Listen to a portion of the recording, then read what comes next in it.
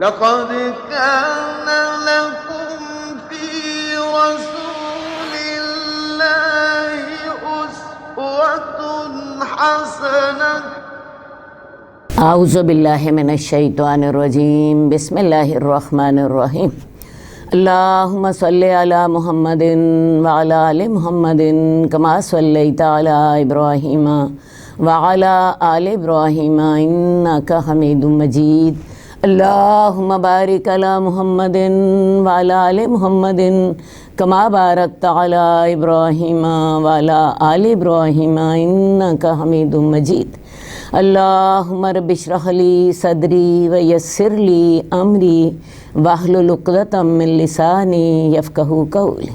السلام علیکم عزیز ناظرین، اللہ کرے آپ ایمان اور صحت کی بہترین حالت میں ہوں۔ ریاض الصالحین کی کلاس میں خوش آمدید۔ میت کے ذمہ قرض کی ادائیگی اور اس کی تجہیز و تکفین میں جلدی کرنے کا بیان۔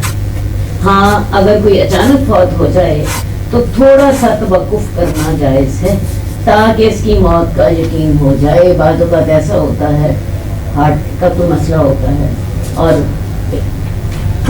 ایک دفعہ ہارٹ بند ہو جاتا ہے، لیکن بعد میں ڈاکٹر اسے مشینوں کے ساتھ دوبارہ ہارٹ چل پڑتا ہے، تو ایسی صورت میں آپ تھوڑا سا توقف ہی کر سکتے ہیں تاکہ موت کا یقین ہو جائے۔ جو علاج کرنا ہے وہ کر لیجئے، لیکن عام طور پہ اس کی تجہیز و تکفین جلدی کریں۔ اور دوسری بات یہ ہے، میت کے ذمہ قرض کی ادائیگی کا ضرور خیال رکھیں۔ حدیث نمبر 943 حضرت ابو ہریرہ سے روایت ہے، رسول اللہ صلی اللہ علیہ وسلم نے فرمایا، مومن کی جان اس کی قرض کی وجہ سے لٹکی رہتی ہے۔ اصل بات یہ ہے کہ قرض کی وجہ سے انسان کی جان لٹکی رہتی ہے، سے کیا مراد ہے؟ اس کی نجات کا فیصلہ قرض کی ادائیگی تک موقوف رہتا ہے۔ جب تک قرض ادا نہیں کرتا تب تک نجات نہیں ہوتی۔ قرض ایک ایسی چیز ہے کہ شہید سے بھی قرض معاف نہیں ہوتا۔ حدیث میں آتا ہے کہ شہید کے خون کا پہلا قطرہ گرتا ہے، اللہ اس کے سارے گناہ معاف کر دیتے ہیں، لیکن قرض میں اصل بات ہے وہ حقوق اللہ ہیں جو معاف ہوتے ہیں، حقوق العباد شہید کے بھی معاف ہیں۔ تو اب یہ قرض بھی حقوق العباد میں سے ہے۔ رسول اللہ صلی اللہ علیہ وسلم کا طریقہ یہ تھا کہ اگر آپ کے پاس کوئی نماز جنازہ کی درخواست لے کر آتا تو آپ پہلے معلوم کرتے کہ قرض تو نہیں ہے، اگر قرض ہوتا تو آپ صحابہ کو کرتے، ترغیب دیتے، اس کے لیے فنڈنگ کر لو، مل گئے کچھ پیسے جمع کر لو تاکہ اس کا جو ہے قرض ادا ہو جائے۔ اگر تو اس طرح کی کوئی صورت بن جاتی یا میت کی کوئی جائیداد ہوتی جس کو بیچ کے قرض ادا کیا جا سکے، یا کوئی فنڈنگ ہو جاتی جس کے ساتھ قرض ادا ہو جاتا، تو اللہ کے رسول نماز جنازہ پڑھا دیتے، ورنہ آپ اپنے صحابہ سے کہتے تم اپنے ساتھی کی نماز جنازہ پڑھ لو۔ اور یہ آپ اس لیے کرتے تاکہ لوگوں کو اندازہ ہو کہ قرض اتنی بڑی برائی ہے جس کی وجہ سے رسول اللہ صلی اللہ علیہ وسلم جو رحمت للعالمین تھے، ان کی دعاؤں سے ہمیں معرومی ہو سکتی ہے۔ ٹھیک ہے، تو لہذا قرض کی ادائیگی جلد سے جلد ہونی چاہیے۔ اگر تو میت کی وراثت میں کچھ مال ہے، اس نے کچھ چھوڑا ہے، تو اس کو بیچ کے قرض ادا کرنے کی کوئی صورت ہے وہ کر لی جائے، یا کچھ لوگ اس کے لیے مل جل کے اس کے قرض کو ادا کرنے کا بندوبست کر لیں، ورنہ اس کی نجات قرض کی ادائیگی تک نہیں۔ قبر کے پاس واعظ و نصیحت کرنے کا بیان۔ حضرت علی سے روایت ہے کہ ہم بقیع الغرقد میں ایک جنازے کے ساتھ تھے، رسول اللہ صلی اللہ علیہ وسلم ہمارے پاس تشریف لائے اور بیٹھ گئے، ہم بھی آپ کے گرد بیٹھ گئے۔ آپ کے پاس ایک چھڑی تھی، آپ نے سر جھکایا، چھڑی سے زمین کو کریدنا شروع کر دیا، پھر فرمایا تم میں سے ہر شخص کا جہنمی اور جنتی ٹھکانہ لکھ دیا گیا ہے۔ صحابہ نے عرض کیا، کیا یا رسول اللہ، ہم اپنے لکھے ہوئے پر بھروسہ نہ کر لیں؟ آپ نے فرمایا نہیں بلکہ عمل کرو، ہر شخص کو اسی عمل کی توفیق دی جاتی ہے جس کے لیے وہ پیدا کیا گیا ہے۔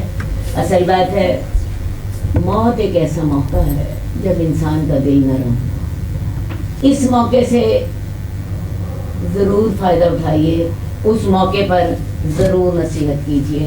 اب قبر سے بڑھ کر کون سا موقع فائدہ مند زیادہ ہو سکتا ہے؟ رسول اللہ صلی اللہ علیہ وسلم نے قبر کے گرد کے پاس بیٹھ کر بھی نصیحت کی۔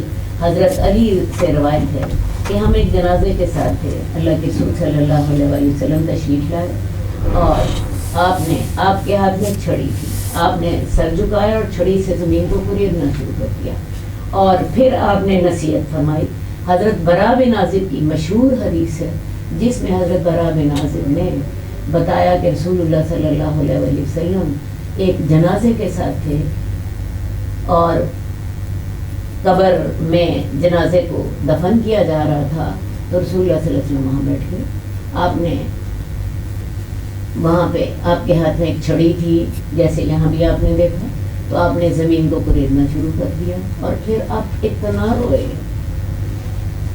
زمین پر، اور اس وقت آپ نے فرمایا تھا اس قبر کے لیے میرے بھائیوں تیاری کرو۔ اور پھر اس حدیث میں بتایا گیا کہ بھئی نیک آدمی کے ساتھ قبر میں کیا ہوتا ہے، بد آدمی کے ساتھ قبر میں کیا ہوتا ہے، یہ ساری تفصیل جو ہے براء بن عازب کی حدیث میں موجود ہے۔ تو کہنا مقصود یہ ہے کہ ایسے موقع جب دل نرم ہوئے ہوں، میت ہے، میت کی باتیں ہو رہی ہیں، قبر کی باتیں ہو رہی ہیں، دفن کی باتیں ہو رہی ہیں، تو ان باتوں میں اللہ کی طرف دعوت ضرور دینی چاہیے۔ اس وقت رسول اللہ صلی اللہ علیہ وسلم نے کیا فرمایا؟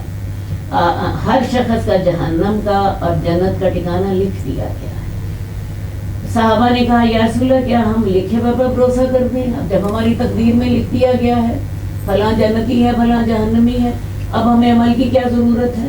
تو آپ نے فرمایا عمل کرو، ہر شخص کو اسی عمل کی توفیق ہوتی ہے جس کے لیے وہ پیدا کیا گیا ہے۔ اصل بات ہے لکھ دیا گیا ہے، یہ تقدیر کا معاملہ ہے۔ ایک بچہ جب ابھی ماں کے پیٹ میں ہوتا ہے، اس کی جب روح پھونکی جاتی ہے تو اس وقت ایک فرشتہ آتا ہے، وہ لکھ دیتا ہے کہ یہ شخص جو ہے بد ہوگا کہ نیک ہوگا، یہ ہمارے ایمان کا حصہ ہے۔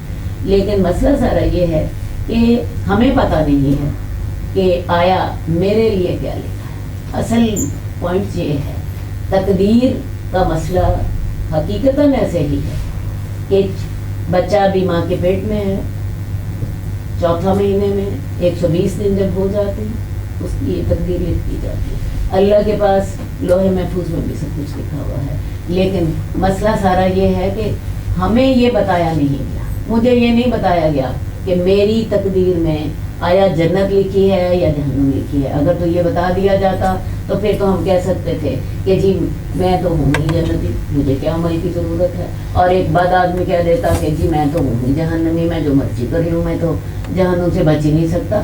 اصل مسئلہ یہ ہے ہمیں یہ نہیں بتایا، ہمیں کیا بتایا گیا ہے؟ ہمیں یہی بتایا گیا ہے کہ فَأَمَّا مَنْ آتَى وَاتَّقَى وَصَدَّقَ بِالْحُسْنَى فَسَنُيَسِّرُهُ لِلْيُسْرَى، جو شخص اللہ کے راستے میں مال خرچ کرے، وَأَمَّا مَنْ آتَى وَاتَّقَى، اور اللہ سے ڈرتا رہے، وَصَدَّقَ بِالْحُسْنَى، ہر نیکی کی تصدیق کرے، ہر نیکی کرنے کی کوشش کرے، فَسَنُيَسِّرُهُ لِلْيُسْرَى، ہم اس کے لیے نیکی کا راستہ آسان کر دیتے ہیں۔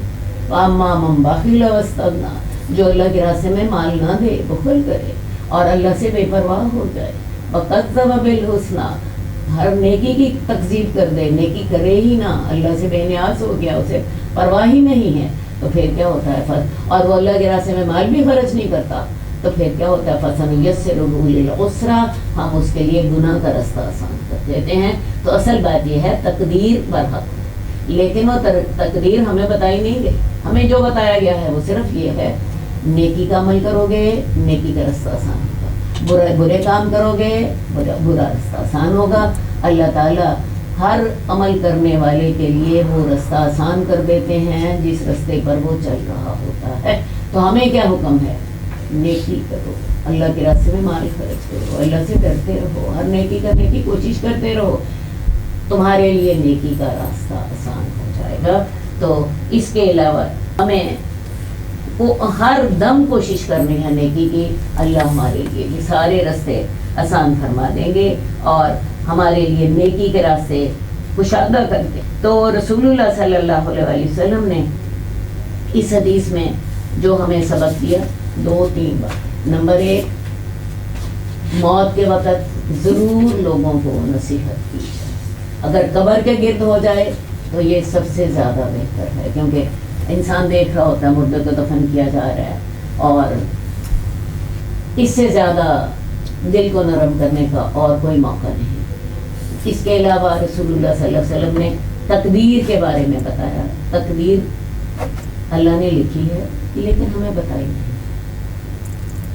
ہمیں نیکی کرنی ہے، نیکی کریں گے نیکی کا راستہ آسان ہوگا، اور اللہ نہ کرے جو شخص برائی کرتا ہے اس کے لیے برائی کا راستہ آسان ہو جاتا ہے۔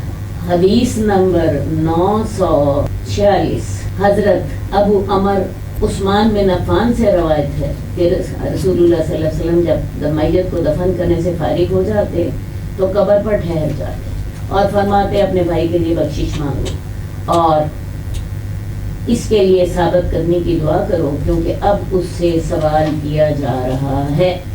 اب جی جب لوگوں نے میت کو دفن کر لیا، دفن کرنے کے بعد اب کیا حکم ہے؟ میت کے پاس کے لیے دعا، وہاں قبر پہ تھوڑی دیر ٹھہرو اور اس سے حساب کتاب شروع ہو جائے گا۔ حدیث میں آتا ہے کہ ابھی میت جو ہے وہ جانے والوں کے قدموں کے چاپ سن رہی ہوتی ہے کہ قبر میں منکر اور نکیر آ جاتے ہیں، اس کی روح اس میں مردے میں ڈالتے ہیں اور اس کو بٹھاتے ہیں اور اس سے سوال و جواب شروع ہو جاتے ہیں۔ تو لہٰذا یہ کام دفن کے ساتھ ہی شروع ہو جاتا ہے، تو لہٰذا آپ نے کرنا کیا ہے کہ دفن کرنے کے بعد کچھ دیر وہاں ٹھہرے قبر پر اور اپنے بھائی کے لیے بخشش کی دعا مانگو۔ اب اسے 3 سوال ہونے ہیں، تیرا رب کون ہے، تیرا نبی کون سا ہے اور تیرا دین کون سا تھا۔ تو آپ اس کے لیے یہ دعا کریں کہ اللہ تعالیٰ اس کو اس امتحان میں کامیاب کرے۔ حضرت عمر بن عاص سے روایت ہے کہ انہوں نے فرمایا جب تم مجھے دفنا کر فارغ ہو جاؤ تو میری قبر کے گرد اتنی دیر کھڑے رہنا جتنی دیر میں ایک اونٹ ذبح کر کے اس کا گوشت تقسیم کیا جائے، تاکہ میں تم سے انس حاصل کروں اور میں جان لوں کہ میں نے اپنے رب کے بھیجے ہوں کو کیا جواب دیا ہے۔ تو لہٰذا کتنی دیر ٹھہرنا ہے یہ آپ کو حضرت عمر بن عاص کی حدیث سے پتہ چلتا ہے کہ اتنی دیر کھڑے رہو جتنی دیر میں ایک اونٹ ذبح کر کے اس کا گوشت تقسیم کیا جاتا ہے۔ اندازہ لگا لیجئے خود ہی، اونٹ کو ذبح کر کے اس کا گوشت کو تقسیم کیا جائے، سمجھ لیجئے تقریباً پون گھنٹہ اتنی دیر تک اس کی قبر کے گرد کھڑے رہو اور دعائیں کرتے رہو تاکہ میں جو اللہ تعالیٰ نے میرے پاس بھیجے ہیں، فرشتے بھیجے ہیں سوال جواب کے لیے، میں ان کو کیا جواب دیتا ہوں، میرے لیے دعا کرنا۔ قرآن مجید میں بھی اس بات کا ذکر آتا ہے۔ قرآن مجید کی یہ جو آیت ہے یثبت اللہ الذین آمنوا بالقول الثابت، اللہ تعالیٰ ثابت قدم رکھتا ہے لوگوں کو جو ایمان لائے ساتھ ثابت قول کے۔ ثابت قول سے مراد کیا ہے؟ لا الہ الا اللہ۔ جب انسان لا الہ الا اللہ پر دنیا میں عمل کرتا ہے تو اللہ تعالیٰ اس کو قبر میں بھی اس کلمے کی برکت سے صحیح سوال جواب دینے کی توفیق دیتے ہیں، اور جب اس کا پھر جواب درست ہوتا ہے تو پھر اس کے لیے قبر جنت کا ایک باغ بن جاتی ہے۔ یہ 3 سوال ہوتے ہیں جیسا کہ میں نے آپ سے پہلے کہا، تیرا رب کون ہے؟ تو جو شخص لا الہ الا اللہ پر عمل کرتا ہو اور اسی کے مطابق اس کی زندگی گزرتی ہو تو وہ جواب دے دیتا ہے میرا رب اللہ ہے اور میرا دین اسلام ہے اور میرے نبی محمد صلی اللہ علیہ وسلم ہے۔ اور پھر جب نیک آدمی یہ جواب دے دیتا ہے تو حدیث میں آتا ہے اس کی قبر جو ہے اس کے لیے فراخ ہو جاتی ہے، وہ اس کے لیے حد نظر تک فراخ ہو جاتی ہے، اس کی قبر میں جنت کی کھڑکی کھول دی جاتی ہے، اسے جنت کا لباس پہنا دیا جاتا ہے، اسے جنت کا فرش اس کی قبر میں بچھا دیا جاتا ہے، اور وہ آرام سے قیامت تک وہاں پہ آرام کرتا ہے۔ اسے کہہ دیا جاتا ہے تو سو جا، اب تجھے کوئی ڈسٹرب نہیں کرے گا۔ ایک تو یہ ہے وہ بات کہ اللہ تعالیٰ اس کو لا الہ الا اللہ کے ساتھ ہی اس کو قبر میں بھی ثابت قدم رکھیں گے، تو اپنے بھائی کے لیے دفن کرنے کے بعد بھی اس کی قبر کے پاس کھڑے ہو کر دعا کرتے ہیں۔ اللہ تعالیٰ کرے ہمارے بہن بھائی، ہمارے مسلمان بہن بھائی اپنے ان امتحانات میں کامیاب ہوں۔ ایک بات میں آپ سے ضرور کہنا چاہوں گی، جب کوئی فوت ہوتا ہے عام طور پہ لوگ جو ہیں اس وقت رو رہے ہوتے ہیں، انہیں صدمہ اس بات کا ہوتا ہے کہ ہم اس شخص کی محبت سے محروم ہو گئے، حالانکہ وہ وقت میت کے لیے بڑا مشکل ہوتا ہے۔ میت کو جب قبر میں ڈالا جا رہا ہے، اس کے لیے دیکھو جی ایک نئی زندگی اس کی شروع ہو رہی ہے، جہاں پہ اسے اپنے تمام اعمال کا حساب دینا ہے، جہاں پہ قبر کا عذاب بھی ہو سکتا ہے اور وہ قبر اس کے لیے جنت کا باغ بھی بن سکتی ہے۔ ہم لوگ اس کے لیے یہ تو رو رہے ہوتے ہیں کہ ہمیں اس کی محبت اور شفقت سے محروم ہونا پڑا، حالانکہ یہ وقت ہوتا ہے جب آپ اس بات کا خیال کریں کہ اس کو ایک بڑی مشکل منزل درپیش ہے اور اس کے لیے ہم کیا مدد کر سکتے ہیں، اور وہ مدد ہماری کیا ہے، اس وقت ہم اس کے لیے دعا کریں کہ اللہ تعالیٰ اس کو قبر کے حساب کتاب میں آسانی کر دے، اس کو جو اگلی اس کی منزلیں پیش آ رہی ہیں ان میں اللہ آسانی فرما دے، اور اس وقت اگر آپ میت کے کو یہ سوچ کے اس کے لیے دعا کریں تو میں آپ کو بتاؤں آپ کو صبر بھی آ جائے۔ اگر عزیز جو ہیں، اولاد ہے یا بہن بھائی ہیں، وہ بھی یہ سوچیں کہ بھئی اس وقت میت کو ہماری دعاؤں کی زیادہ ضرورت ہے، اور جب آپ دعا کریں گے آپ کو بھی اجر ملے گا اور میت کو بھی فائدہ ہوگا، اس کی اگلی منزلیں آسان ہوں گی اور آپ کو صبر بھی آ جائے۔ تو یہ طریقہ زیادہ مفید ہے بجائے اس کے کہ جس کے ساتھ آپ روئیں، اور بعض اوقات آپ کے رونے کے ساتھ قبر والے کو عذاب بھی ہوتا ہے۔ ٹھیک ہے، تو ان چیزوں کی اصلاح کیجئے، ان چیزوں کو شعور کے ساتھ سمجھیے اور شعور کے ساتھ اس چیز کو سوچیے کہ اس وقت میت کو ہماری دعاؤں کی بہت زیادہ ضرورت ہے۔ اس کے ساتھ پسماندگان کو بھی صبر آتا ہے اور اس صبر کا اجر بھی ملتا ہے، دعا کرنے کا اجر بھی ملتا ہے اور میت کو بھی فائدہ ہے۔ اللہ ہمیں صحیح راستے کی ہدایت دے۔ باب الصدقۃ عن المیت والدعاء لہ، میت کی طرف سے صدقہ کرنے اور اس کے لیے دعا کرنے کا بیان۔ قال اللہ تبارک و تعالی والذین جاؤوا من بعدہم یقولون ربنا اغفر لنا ولاخواننا الذین سبقونا بالایمان۔ اللہ رب العزت فرماتے ہیں اور وہ لوگ جو ان کے بعد آئے وہ کہتے ہیں اے ہمارے رب ہمیں بخش دے اور ہمارے ان بھائیوں کو بھی جو ہم سے پہلے ایمان لائے۔ یہ آیت صحابہ کرام کے لیے نازل ہوئی تھی، یہ دعا صحابہ کرام کو سکھائی گئی تھی کہ وہ اس طرح دعا کریں کہ اے ہمارے رب ہمیں بھی معاف فرما اور ہمارے ان بھائیوں کو بھی معاف فرما جو ایمان میں ہم سے سبقت لے گئے، یعنی جو السابقون الاولون تھے یا جو کہ میں ایمان لائے۔ تو یہ دعا صحابہ کو سکھائی گئی کہ جو ان سے پہلے ایمان لانے والوں کے بارے میں وہ یہ دعا کریں، اور بعد والوں کے لیے بھی دعا کریں، بعد والے اپنے پہلے آنے والوں کے لیے دعا کریں۔ اس سے امام نووی نے یہ دلیل لی کہ میت کے حق میں بھی دعا کرنی جائز ہے۔ جب صحابہ اپنے سے پہلے جانے والوں کے بارے میں دعا کر رہے ہیں، پہلے ایمان لانے والوں کے بارے میں دعا کر رہے ہیں، تو اس سے ثابت ہوا کہ میت کے حق میں دعا کرنی جائز ہے۔ احادیث میں میت کی طرف سے صدقہ کرنے کا بھی ذکر ہے۔ ان دونوں کا فائدہ مرنے والوں کو پہنچتا ہے۔ آئیے احادیث دیکھتے ہیں۔ حدیث نمبر 948 حضرت عائشہ سے روایت ہے کہ ایک آدمی نے رسول اللہ صلی اللہ علیہ وسلم سے عرض کیا میری ماں اچانک فوت ہو گئی ہے اور میرا خیال ہے کہ اگر اسے کچھ بولنے کا موقع ملتا تو وہ صدقہ کرنے کی تلقین کرتی، کیا میں اس کی طرف سے صدقہ کروں تو اسے اجر ملے گا؟ آپ نے فرمایا ہاں۔ اس حدیث سے ہمیں واضح طور پہ سمجھ آتی ہے کہ میت کی طرف سے اگر صدقہ کیا جائے تو اس کو ثواب ملتا ہے۔ جس طرح آیت سے امام نووی نے استدلال کیا کہ میت کو دعا کا بھی فائدہ ہوتا ہے، تو یہ دونوں چیزیں میت کو فائدہ دیتی ہیں۔ اصل بات یہ ہے کہ میت کے بعد ہمارا سب کی یہ خواہش ہوتی ہے کہ کسی طرح ہم جانے والے کو کوئی فائدہ پہنچا سکیں، تو ایصال ثواب کے جو طریقے مسنون ہیں وہ میں آپ کے سامنے رکھ دیتی ہوں۔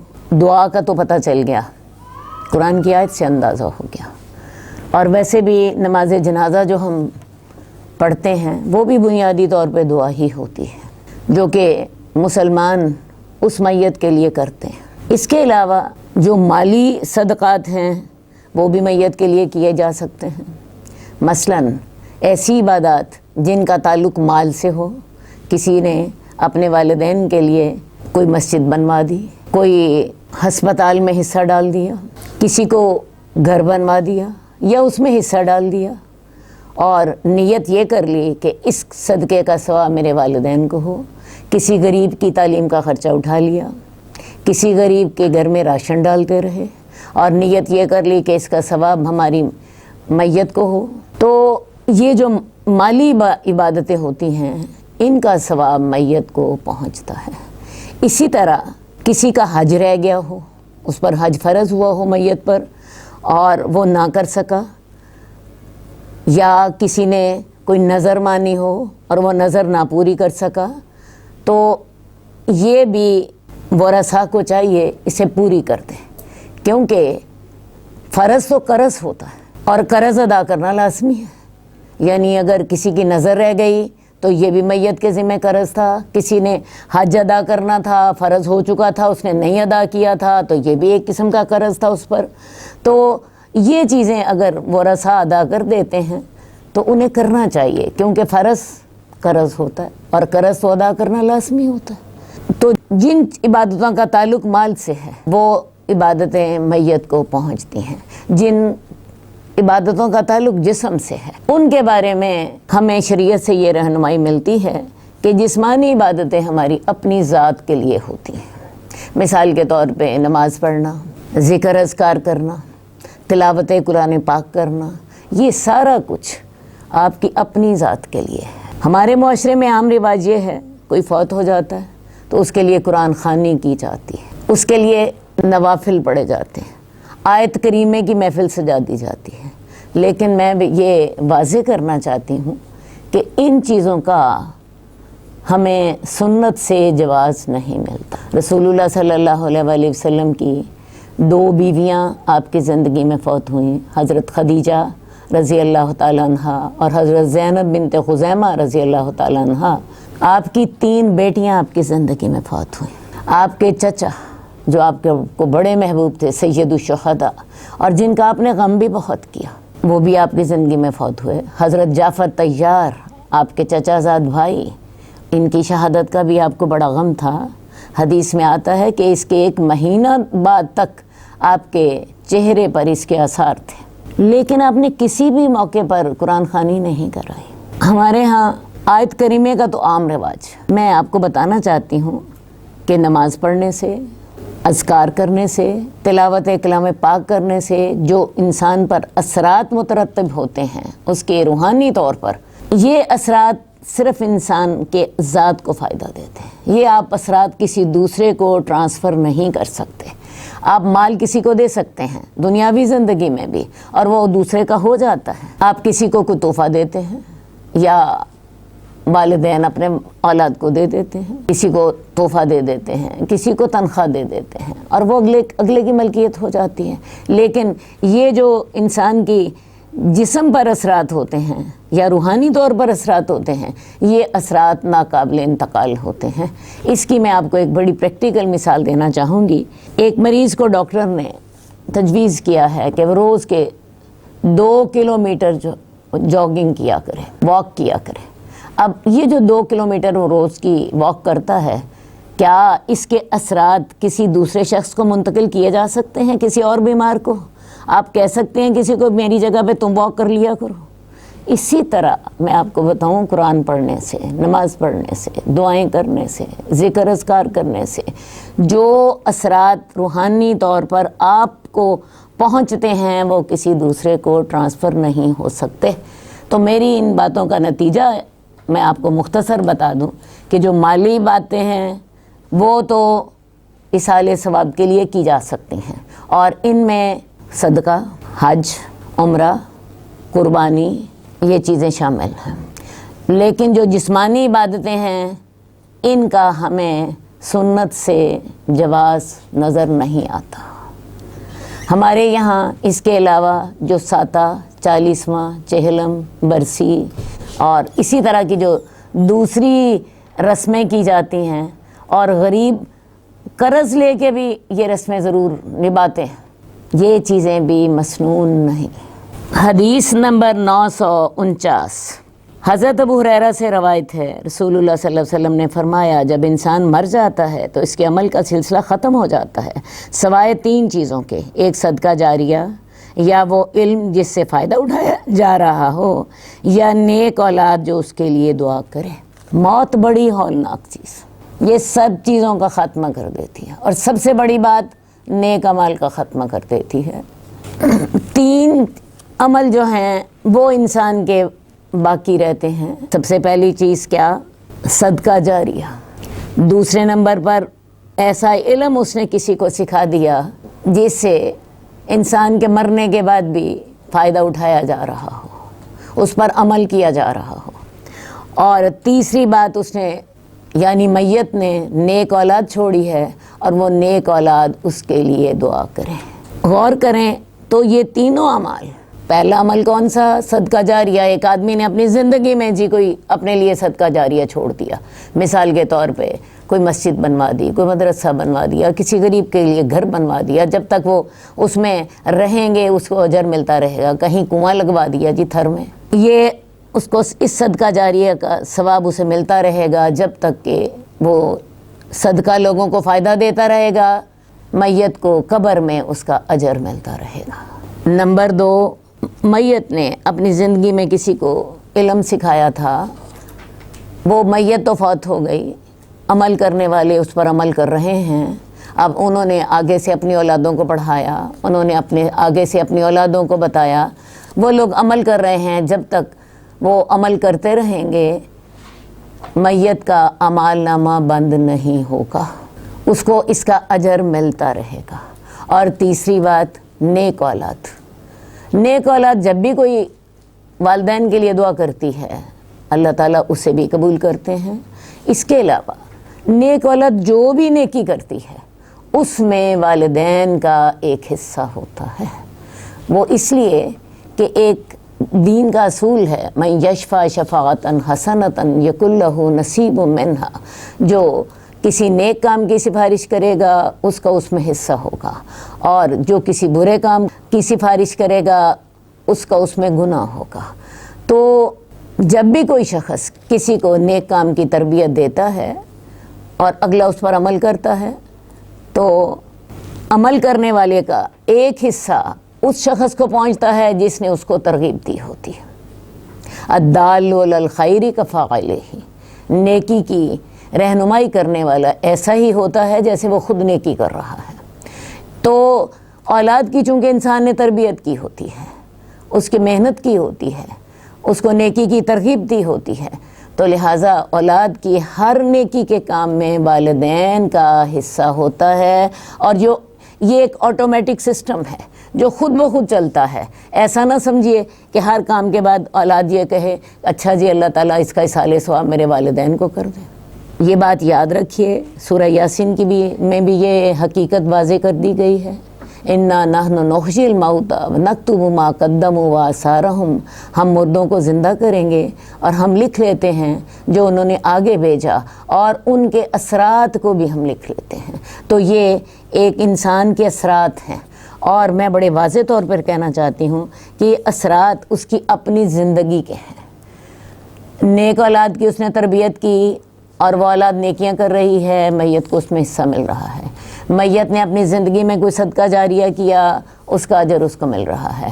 میت نے کوئی اپنی زندگی میں کسی کو علم سکھا دیا، لوگ اس پر عمل کر رہے ہیں، وہ خود فوت ہو گیا لیکن اس کی قبر میں اس کا اعمال نامہ کھلا ہے، جب تک اس کے اثرات باقی ہوں گے، اس عمل پر لوگ عمل کر رہے ہوں گے، اسے اس کا اجر ملتا رہے گا۔ تو یہ تمام عمل اس کی اپنی ذاتی زندگی کا نتیجہ ہے۔ تو لہٰذا یہ جو ہمارے ہاں لوگوں کا خیال ہے کہ زندگی میں جو مرضی چاہو کرو، کسی نیک اعمال کا پتہ نہیں، نہ نماز نہ روزہ، اور اس کے بعد لوگوں کا خیال ہوتا ہے جی اب قبر پر ہم نے ایک قاری صاحب بٹھا دیے جو کہ روز وہاں پہ قرآن مجید پڑھتے رہیں گے اور اس کے ساتھ جو انہیں سال ثواب ہوتا رہے گا۔ تو میں آپ کو بتاؤں ایسا نہیں ہوتا۔ یہ تینوں اعمال انسان کی زندگی، اپنی زندگی میں کیے گئے اعمال، اس لیے کوشش کیجئے کہ اپنی زندگی میں ہی اپنی موت کے بعد کے لیے تیاری کریں۔ باقی پچھلی حدیث میں ہم پڑھ چکے ہیں کہ میت کو دعا بھی پہنچتی ہے اور میت کو صدقہ بھی پہنچتا ہے، مالی عبادتیں جو ہیں وہ میت کی طرف سے کی جا سکتی ہیں، لیکن دوبارہ میں آپ کو بتانا چاہوں گی کہ مالی عبادتوں میں صدقہ میت کے ورثاء کریں۔ دوسری بات، میت کے اگر روزے رہتے ہوں تو وہ بھی اس کے جو ہے اولاد رکھ سکتی ہے، اس کی طرف سے قرض بھی اس کے ورثاء ادا کریں۔ اگلا ہمارا باب ہے میت کی تعریف کرنے کا بیان۔ حدیث نمبر 950، حضرت انس رضی اللہ تعالیٰ عنہ بیان فرماتے ہیں کہ لوگوں کا گزر ایک جنازے کے پاس سے ہوا تو انہوں نے اس کی اچھے الفاظ میں تعریف کی۔ رسول اللہ صلی اللہ علیہ وسلم نے فرمایا واجبت۔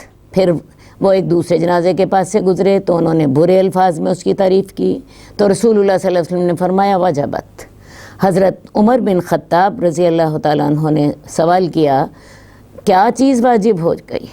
آپ نے ارشاد فرمایا یہ شخص جس کی تم نے اچھے الفاظ میں تعریف کی تھی اس کے لیے جنت واجب ہو گئی، اور یہ شخص جس کی تم نے برے الفاظ میں تعریف کی تھی اس کے لیے جہنم واجب ہو گئی، جہنم کی آگ واجب ہو گئی، تم زمین میں اللہ کے گواہ ہو۔ حدیث نے مفہوم میں بالکل واضح ہے، مرنے کے بعد اگر تو لوگ آپ کی تعریف کرتے ہیں تو آپ کے لیے جنت واجب ہو جاتی ہے، اور مرنے کے بعد اگر لوگ آپ کی برائی کرتے ہیں تو دوزخ واجب ہو جاتی ہے، بلکہ حدیث کے الفاظ ہیں اس کے لیے جہنم کی آگ واجب ہو گئی۔ تو اس میں ہمارے لیے کیا سبق ہے؟ ایسے نیک اعمال کرو کہ لوگ آپ کی کل کو آپ کا ذکر خیر کریں، ذکر شر نہ کریں۔ سب سے پہلی بات تو ہمارے لیے نصیحت کی یہ ہے۔ دوسری بات یہ ہے کہ کوئی شخص فوت ہو گیا، فوت ہونے کے بعد ہمیں حکم دیا گیا ہے کہ میت کی برائی نہ کرو، میت کی برائی نہ کرو۔ اگر آپ کو میت سے تکلیف پہنچی ہے، میت کا رویہ آپ کے ساتھ اچھا نہیں تھا یا میت نے آپ کے ساتھ برا کیا تھا، کئی وجہیں ہو سکتی ہیں، تو حکم ہے اس کی برائی سے زبان بند رکھو۔ اگر تعریف کر سکتے ہو تو تعریف کرنی چاہیے، اور میت کی تعریف کرنے سے کیا ہوتا ہے؟ اس کے گھر والوں کو سکون پہنچتا ہے۔ مثال کے طور پہ کوئی آدمی فوت ہوا ہے، آپ اس کی اولاد کے سامنے اس کی تعریف کرتے ہو، اس کی اولاد کو سکون ملتا ہے، ان کا دل ٹھنڈا ہوتا ہے۔ اور اگر آپ کسی کی تعریف نہیں کر سکتے تو برائی سے کم از کم اپنی زبان بند رکھیں۔ وہ میت اپنے کیے کو پہنچ گئی، اب اس کی برائی کرنی منع ہے۔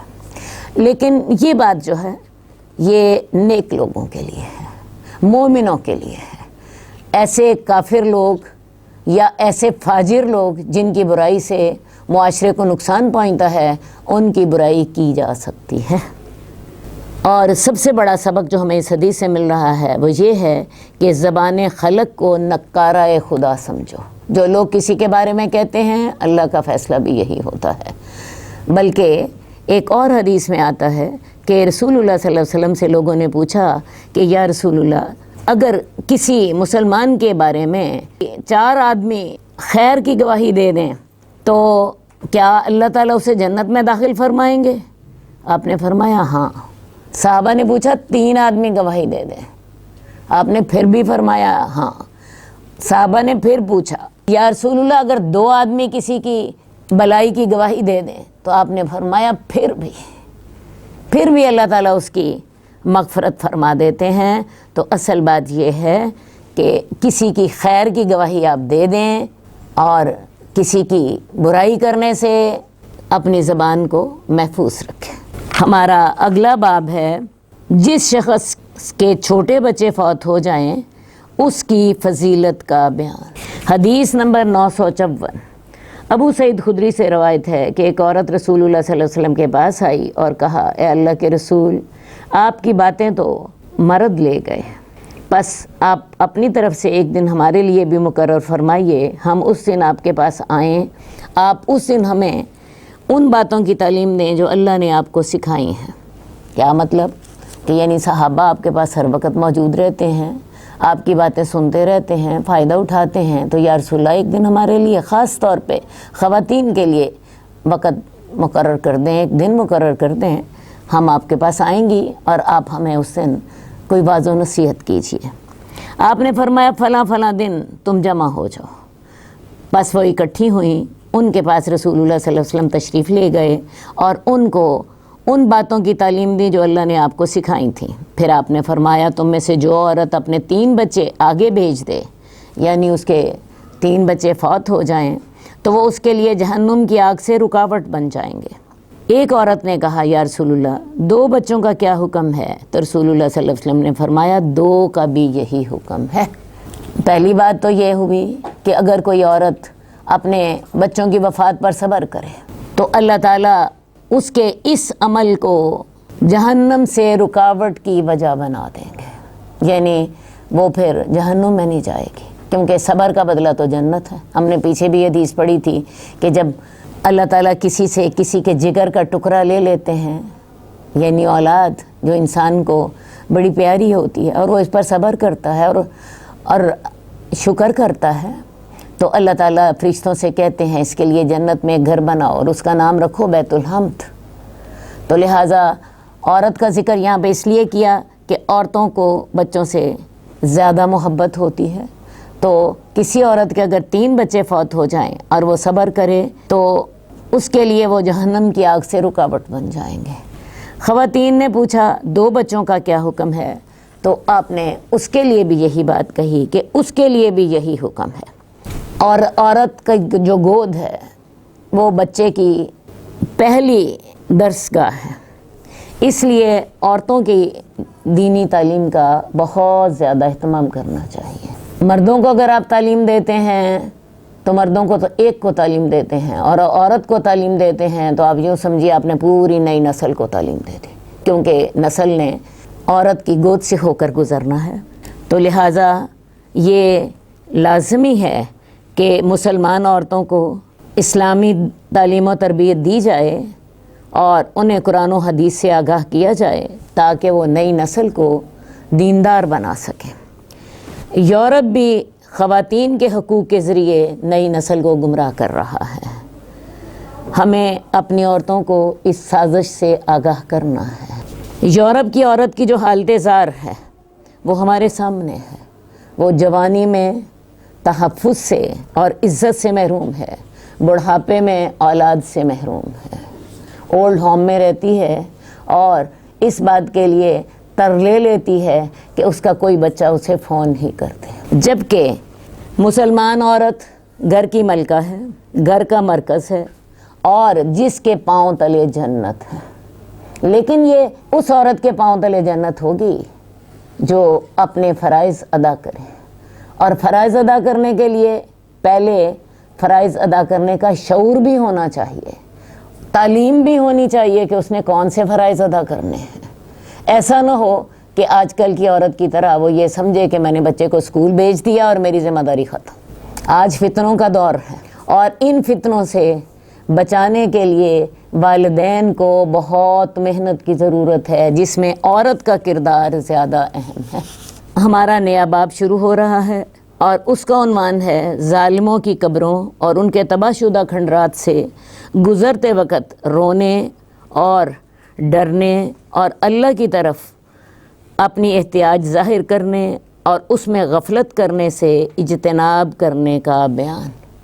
یعنی اگر آپ ظالموں کی قبروں کے پاس سے گزرے ہوں یا ان کے تباہ شدہ کھنڈرات کے پاس سے گزر رہے ہوں تو اس وقت رونا چاہیے اور اس وقت اللہ سے دعا کرنی چاہیے، اور اگر کوئی اس سلسلے میں غفلت کرتا ہے تو اسے غفلت نہیں کرنی چاہیے۔ حدیث نمبر 955 حضرت عبداللہ بن عمر رضی اللہ تعالیٰ عنہ سے روایت ہے کہ رسول اللہ صلی اللہ علیہ وسلم نے اپنے صحابہ سے جب کہ وہ مقام حجر پر جہاں قوم سمود کے مکانات تھے پہنچے، ارشاد فرمایا تم ان عذاب یافتہ لوگوں کے پاس سے گزرو تو روتے ہوئے گزرنا، اگر تم ایسا نہیں کر سکتے تو وہاں سے مت گزر، کہیں تمہیں بھی وہ عذاب نہ پہنچے جو انہیں پہنچا۔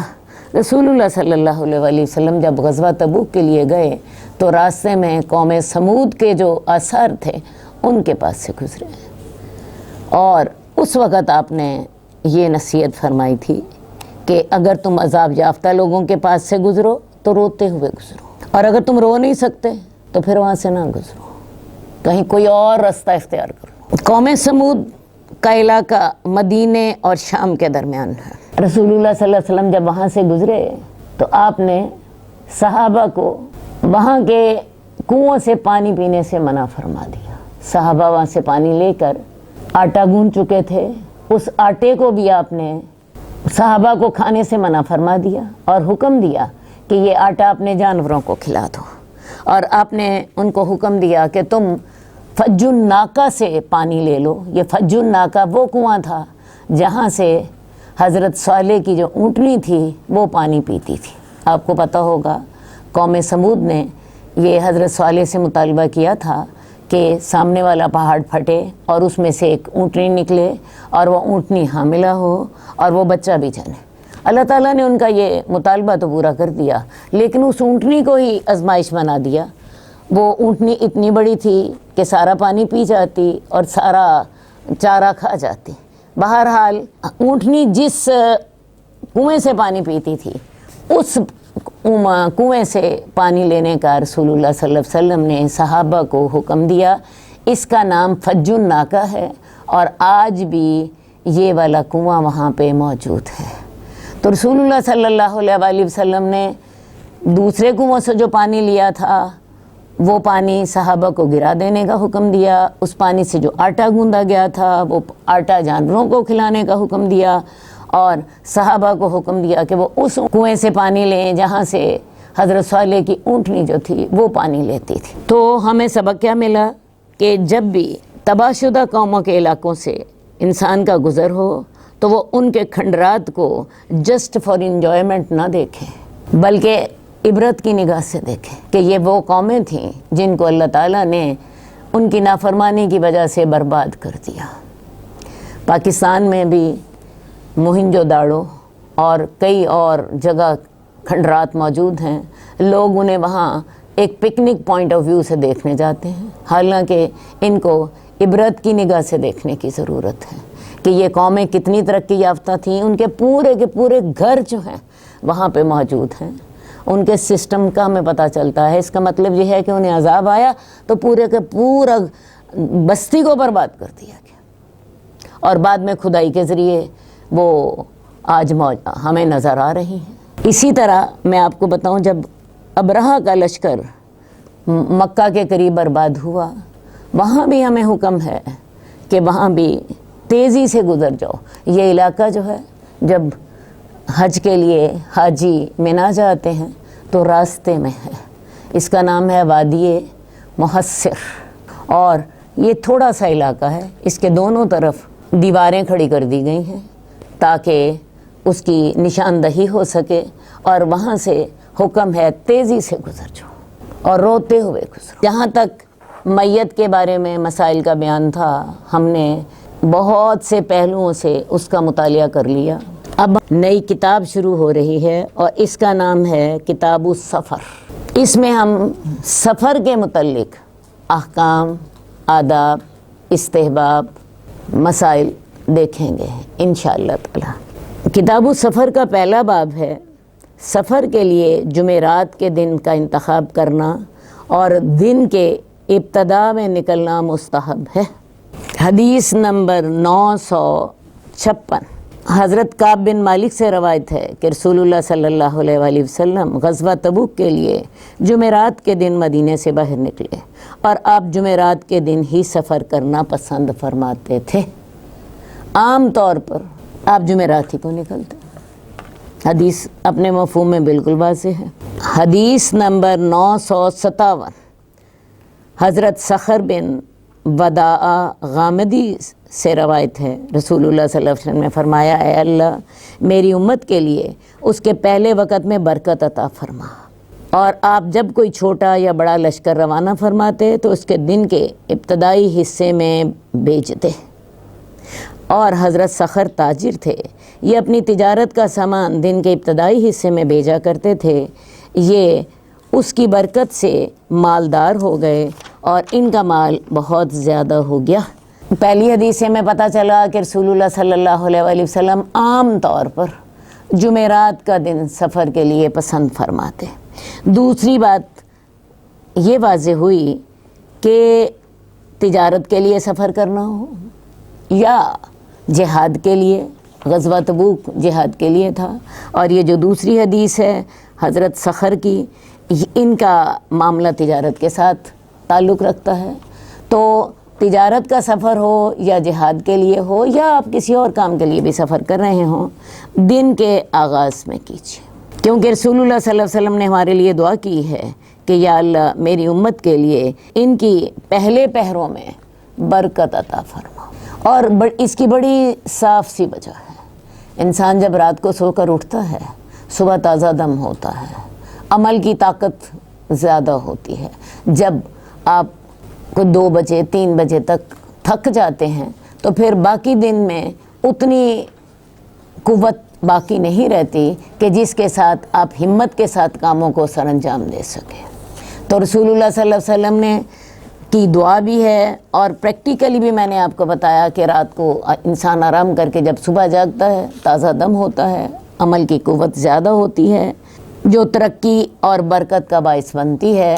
تو حضرت صخر اپنی تجارت کا سامان دن کے ابتدائی حصے میں بھیجا کرتے تھے، ان کو اس کی وجہ سے بہت برکت ہو گئی۔ لیکن مسئلہ یہ ہے کہ آج کل ہم نے صبح کے وقت کو ضائع کرنا شروع کر دیا، رات کو دیر سے سوتے ہیں، اور صبح کا وقت تو بڑی دور کی بات ہے، فجر کی نماز بھی لوگوں کو نہیں ملتی، میجورٹی فجر کی نماز بھی نہیں پڑھتی۔ شروع میں تو انسان ایسے کرتا ہے، نماز لیٹ ہو گئی قضا پڑھتے رہے، بعد میں کچھ دیر کے بعد نماز چھوٹ ہی جاتی ہے۔ تو یہ برکتیں آج ہمیں نہیں مل رہی، اس کی بہت بڑی وجہ یہی ہے کہ ہم نے اس قانون فطرت کی خلاف ورزی شروع کر دی۔ رسول اللہ صلی اللہ علیہ وسلم نے جس وقت کے لیے دعا فرمائی تھی اس وقت سے ہم نے فائدہ اٹھانا چھوڑ دیا۔ یورپ کے لوگ آپ دیکھیے، وہ صبح 8 بجے تک ان کے تمام سکول چل چکے ہوتے ہیں، ان کے تمام کاروبار شروع ہو چکے ہوتے ہیں، تمام دفتر ایکٹیو ہو چکے ہوتے ہیں۔ ہمارے یہاں 12 بجے تک خیر سے مارکیٹ ہی نہیں کھلتی، اور دفتروں میں بھی جن کا وقت 8 بجے ہوتا ہے 10 بجے تک لوگ نہیں آتے، اور افسر لوگ تو 11-12 بجے تک آتے ہیں۔ تو یہ بہت بڑی وجہ ہے ہماری جو ہمارے ہاں خرابیاں ہیں اس کی، کہ ہم اس وقت سے جس کا رسول اللہ صلی اللہ علیہ وآلہ وسلم نے جس کے لیے برکت کی دعا کی تھی اس سے ہم فائدہ نہیں اٹھاتے۔ یورپ کے لوگ اس سے فائدہ اٹھاتے ہیں، اور آپ یہ دیکھ لیجئے وہ لوگ ترقی کر رہے ہیں۔ ہمارے یہاں جس وقت ابھی لوگ سو رہے ہوتے ہیں وہ اپنے دفتروں میں ایکٹیو اپنا کام کر رہے ہوتے ہیں۔ ہمارا اگلا باب ہے سفر کے لیے ساتھی تلاش کریں اور کسی ایک کو اپنا امیر بنا لیں۔ حدیث نمبر 960 ابو سعید خدری سے روایت ہے، اور حضرت ابو ہریرہ سے بھی، کہ رسول اللہ صلی اللہ علیہ وسلم نے فرمایا جب 3 آدمی کسی سفر میں نکلیں تو اپنے میں سے کسی ایک کو امیر بنا لیں۔ اصل بات یہ ہے کہ رسول اللہ صلی اللہ علیہ وسلم کے دور میں سفر بڑا مشکل ہوتا تھا، لوگ جانوروں پہ سفر کرتے، سفر کے لیے گھوڑا سب سے تیز رفتار جانور ہوتا تھا، لیکن عام طور پر لوگ اونٹوں پہ سفر کرتے، اور یہ سفر بعض اوقات 1 مہینے کا ہوتا۔ جب یہ لوگ تجارت کا سفر کرتے مکہ سے لے کے شام تک تو اس میں عام طور پر مہینہ لگ جاتا، مکہ سے مدینے کے سفر میں 8 دن لگ جاتے۔ تو اتنا لمبا سفر ہوتا تو رسول اللہ صلی اللہ علیہ وسلم نے اکیلے جانے سے منع فرمایا، اور کہا کہ کم از کم 3 لوگ سفر کریں اور اپنے میں سے ایک کو امیر بھی بنا لیں اور ڈسپلن کے ساتھ چلیں۔ ظاہر ہے ایک آدمی ایک اکیلا اونٹ پر سفر کر رہا ہے، آپ دیکھیں اس کے لیے کتنے مسائل ہوں گے، کتنے مشکلات ہوں گی۔ آج یہ مشکلات ہمارے لیے نہیں ہیں، آج ہمارے سفر بھی مختصر ہو گئے، ہوائی جہاز سے ہم سفر کر لیتے ہیں، ہم موٹروں سے گاڑیوں سے سفر کر لیتے ہیں، اب وہ مسائل نہیں رہے جو کہ اس دور میں تھے۔ بہرحال رسول اللہ صلی اللہ علیہ وسلم کی جو نصیحتیں ہیں وہ ہمیں پھر بھی فائدہ دیتی ہیں۔ اللہم صلی علی محمد وعلی آل محمد کما صلیت علی ابراہیم وعلی آل ابراہیم انک حمید مجید۔ اللہم بارک علی محمد وعلی آل محمد کما بارکت علی ابراہیم وعلی آل ابراہیم انک حمید مجید۔ مولاي صل وسلم دائما ابدا على حبيبك خير الخلق كلهم مولاي صل وسلم